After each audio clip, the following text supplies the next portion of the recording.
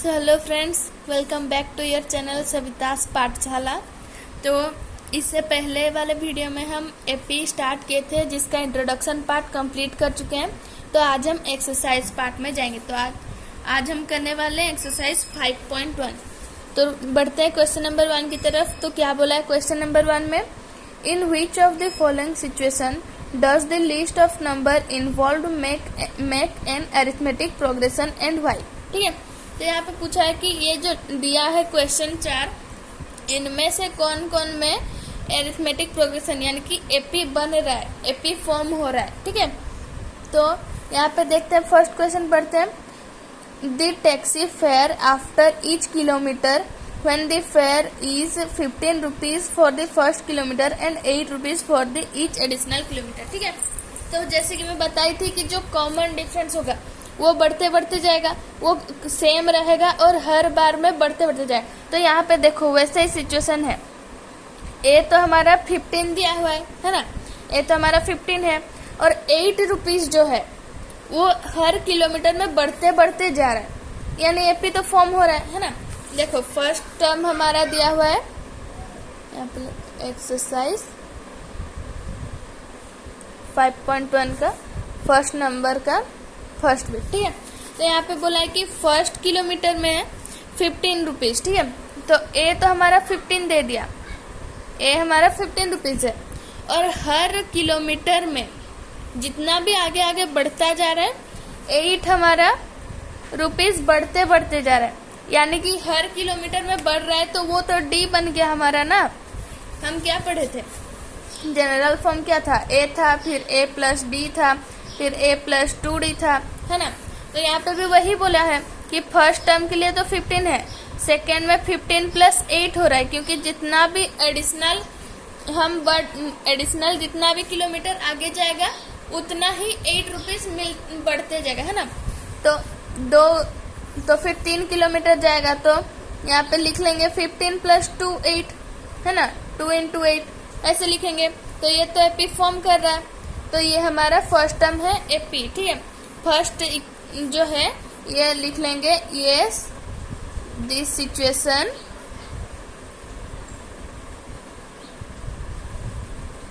Is making AP. ठीक है, या फिर फॉर्मिंग एपी ऐसे लिख लेंगे। फिर अब सेकेंड क्वेश्चन बढ़ते हैं। सेकेंड क्वेश्चन क्या बोला है, the amount of air present in cylindrical when a vacuum pump remove 1/4 of the air remaining in the cylindrical at a time. ठीक है, तो देखो यहाँ पे बोला है एक सिलिंड्रिकल टैंक है या फिर कुछ भी है सिलिंड्रिकल शेप का। ठीक है, जिससे कि एक बार में 1/4 जो है वो वैक्यूम पंप से निकाला जा रहा है एयर, यानी कि अभी फुल है उसका 1/4 निकल जाएगा, यानी कि 25% उसका निकल जाएगा। फिर जो 75% बचा उसका 1/4, तो 75% का 1/4 तो और घट जाएगा ना, 25 से तो कम होगा। तो ये तो हमारा डिफरेंस जो है ये तो सेम नहीं हो रहा है ना, क्योंकि 100 का जो 1/4 होता है वो तो होता है 25, बट 75 का 1/4 तो 25 नहीं होता है ना। तो इसमें जो कॉमन डिफरेंस है ये तो हमारा स्टेबल नहीं है, कांस्टेंट नहीं है, तो ये हमारा एपी नहीं है। ठीक है, तो ये हमारा एपी नहीं है। तो यहाँ पे लिख लेंगे सेकंड पार्ट में, no it not making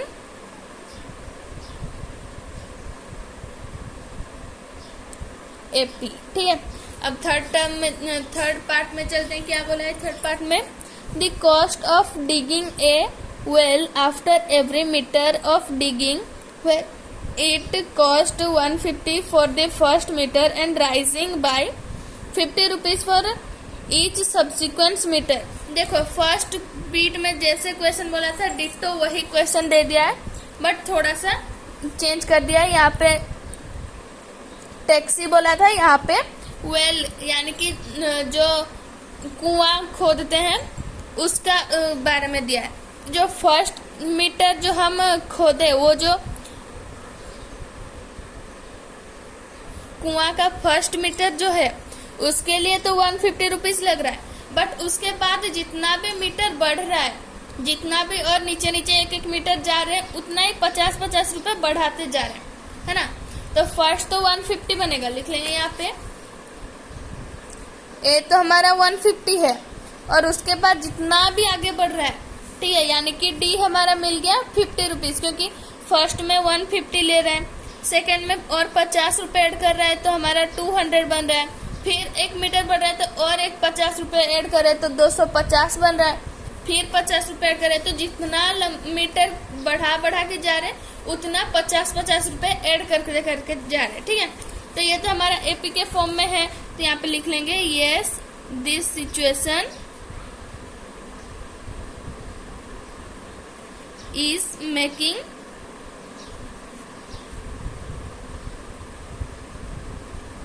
AP, ठीक है। तो हमारा थर्ड पार्ट भी हो गया। अब लास्ट पार्ट में इस क्वेश्चन का चलते हैं।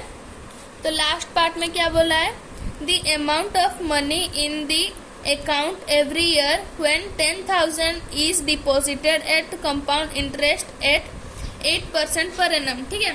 तो यहाँ पे बोला है अमाउंट जो है 10,000 अगर डिपॉजिट कर रहे हो तो हर साल उसका 8% जो है उसका ऐड होते होते जा रहा है, ठीक है। इंटरेस्ट मिलता है ना, अकाउंट में कुछ भी रखोगे पैसा तो हर साल कुछ इंटरेस्ट मिलता है, ठीक है।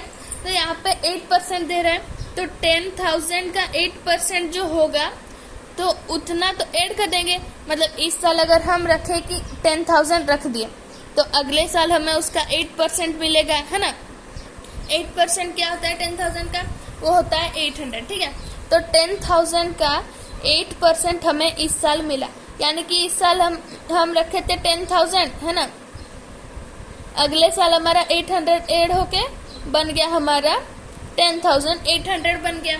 अब इसका 8% जाएगा, वही 10,000 का तो नहीं जाएगा ना, इसका फिर जाएगा। तो इसका जो 8% होगा वो तो अलग होगा ना, इससे थोड़ा सा ज्यादा होगा।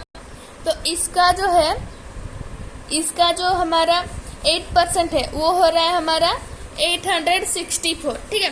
तो अगले साल ये तो और बढ़ जाएगा, यहाँ पे 800 था बट यहाँ पे तो 864 हो रहा है, तो ये तो एपी में नहीं है, तो यहाँ पे हम लिख लेंगे ये एपी नहीं है, नो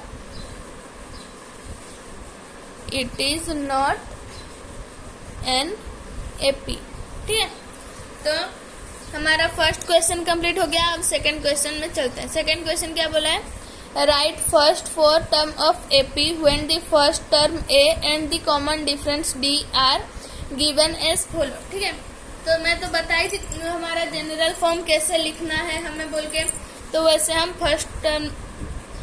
फर्स्ट बीट में क्या दिया, हमारा फर्स्ट टर्म दिया है 10, कॉमन डिफरेंस भी दिया है 10, ठीक है। तो मैं जनरल फॉर्म बताई थी, फर्स्ट टर्म को ए लिखते हैं, सेकंड टर्म को ए प्लस डी, थर्ड टर्म को ए प्लस 2d। जितना भी टर्म, जितना नंबर टर्म होगा उससे एक माइनस करके उसको मल्टीप्लाई कर देंगे डी के साथ। थर्ड टर्म है यानी कि 1 माइनस करेंगे तो 2 बचा, तो 2 इंटू डी। फोर्थ टर्म है तो 4 से 1 माइनस करेंगे तो 3 बचा, तो ए प्लस 3d, ठीक है। तो हमें 4 टर्म पूछा था तो ये चारों का लिख लिए हम। तो अब बस वैल्यू ऐड करेंगे। ए का वैल्यू तो 10 है, यहाँ पे 10 प्लस 10, यहाँ पे 10 प्लस 2 इंटू 10, यहाँ पे 10 प्लस 3 इंटू 10, यहाँ पे बना 10, यहाँ पे 20, 2 इंटू 10 हो गया 20 प्लस 10 30, यहाँ पे 3 इंटू 10 30 प्लस 10 40, ठीक है। तो ये हमारा फर्स्ट बीट का जो एपी पूछा था ये हमारा ये है, ठीक है।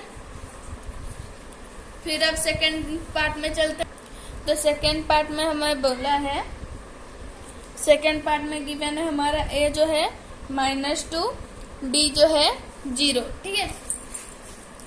तो अब इसे भी वैसे ही करेंगे। तो जैसे फर्स्ट टर्म में, फर्स्ट बीट में किए थे वैसे ही इसमें भी करेंगे।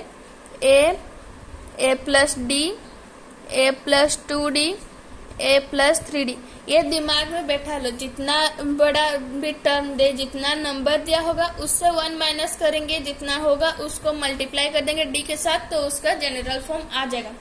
19th टर्म बोला है तो n 19 दिया हुआ है, तो 19 से 1 माइनस करेंगे, बच्चा 18, तो 18d लिखेंगे, a प्लस 18d ही लिखेंगे, ठीक है। वैसे ही लिखेंगे। तो अब इसे लिख लेंगे, ए का वैल्यू -2, यहाँ पे -2 + 0, -2 + 2 × 0, -2 × 3 × 0। ठीक है, तो यहाँ पे देखो सभी का वैल्यू -2 -2 -2 आ रहा है। ठीक है, तो ऐसे भी दिया होगा तो वो एपी होगा।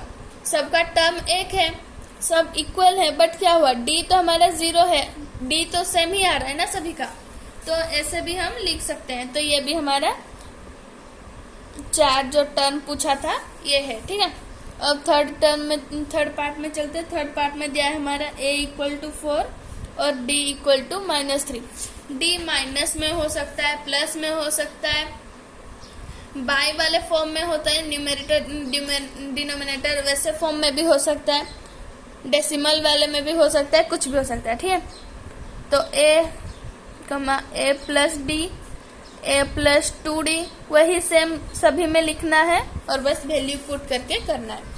a है 4, यहाँ पे 4 - 3, 4 - 3 × 2, 4 - 3 ×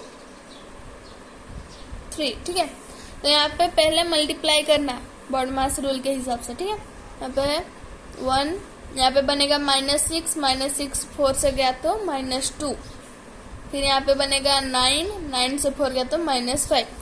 यहाँ पे देखो कॉमन डिफरेंस भी सभी का सेम ही है, -3 तो ये हमारा एपी बन गया थर्ड बीट का। अब फोर्थ बीट में चलते हैं। फोर्थ बीट में दिया है a = -1 और d = 1/2। बोली थी मैं ऐसे भी आएगा बोल के, फ्रैक्शन फॉर्म में भी। तो ऐसे करेंगे, a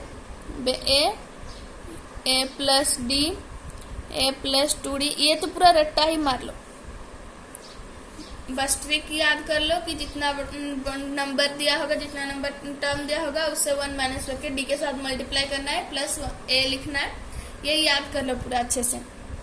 a का वैल्यू है -1 + 1/2, -1 + 2 × 1/2, -1 + 3 × 1/2। तो यहाँ पे -1, यहाँ पे एलसीएम जाएगा तो -2 + 1/2, यहाँ पे 2 कैंसिल आउट हो जाएगा तो -1 + 1 -1 + 3/2। तो यहाँ पे सब एलसीएम लेंगे इससे, तो बन जाएगा हमारा 2 नीचे। ठीक है, तो इसे कर लेंगे -1, यहाँ पे -2 + 1 यानी कि -1/2, -1 + 1 कैंसिल आउट हो जाएगा तो ये बचा 0। ये हुआ हमारा -2 + 3 तो 1/2। तो ये हमारा एपी है फोर्थ बीट का। ठीक है, और फिफ्थ बीट जो कि लास्ट पार्ट है इसका कर लेंगे, जो दिया है a = -1.25, d = -0.25। बोली थी डेसिमल में आए, फ्रैक्शन में आए, नेगेटिव आए, पॉजिटिव आए, कुछ फर्क नहीं पड़ता, डी ही होगा। ठीक है, तो a + d, a + 2d, a + 3d। a है हमारा -1.25, -1.25 प्लस -0.25,